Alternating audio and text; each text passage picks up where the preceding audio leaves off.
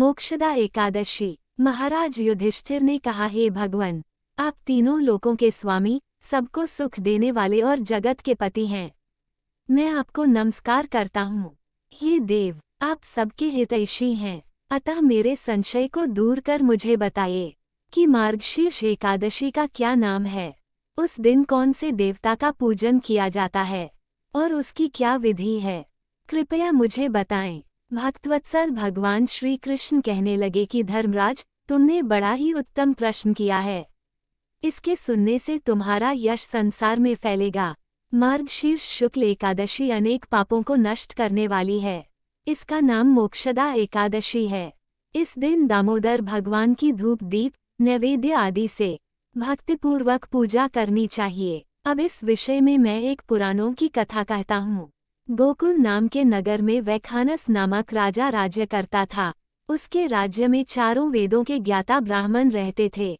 वह राजा अपनी प्रजा का पुत्रवत पालन करता था। एक बार रात्रि में राजा ने एक स्वप्न देखा कि उसके पिता नरक में हैं।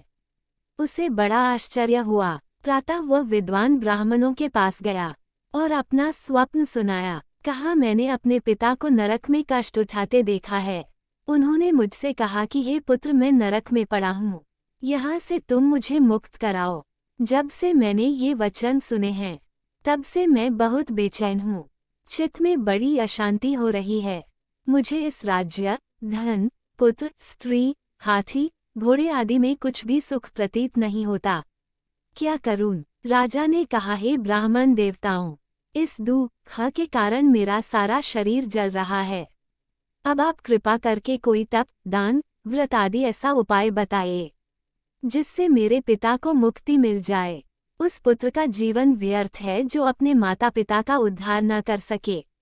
एक उत्तम पुत्र जो अपने माता पिता तथा पूर्वजों का उद्धार करता है, वह 1000 मूर्ख पुत्रों से अच्छा है। जैसे एक चंद्रमा सारे जगत में प्रकाश कर देता है, परंतु हजारों तारे नहीं कर सकते। ब्राह्मणों ने कहा, हे राजन, यहाँ पास ही भूत, भविष्य, वर्तमान के ज्ञाता पर्वत ऋषि का आश्रम है। आपकी समस्या का हल वे जरूर करेंगे। ऐसा सुनकर राजा मुनि के आश्रम पर गया। उस आश्रम में अनेक शांत चित्त योगी और मुनि तपस्या कर रहे थे। उसी जगह पर्वत मुनि बैठे थे। राजा ने मुनि को साष्टांग दंडवत किया। मुनि ने राजा से सांगोपांग कुशल पूछी। राजा ने कहा कि महाराज, आपकी कृपा से मेरे राज्य में सब कुशल हैं, लेकिन अकस्मात मेरे चति में अत्यंत अशांति होने लगी है। ऐसा सुनकर पर्वत मुनि ने आंखें बंद की और भूत विचारने लगे। फिर बोले, हे राजन, मैंने योग के बल से तुम्हारे पिता के कुकर्मों को जान लिया है। उन्होंने पूर्व जन्म में कामातुर होकर एक पत्नी को रति दी, किंतु सौत के कहने पर दूसरे पत्नी को ऋतुदान मांगने पर भी नहीं दिया। उसी पापकर्म के कारण तुम्हारे पिता को नरक में जाना पड़ा। तब राजा ने कहा, इसका कोई उपाय बताइए।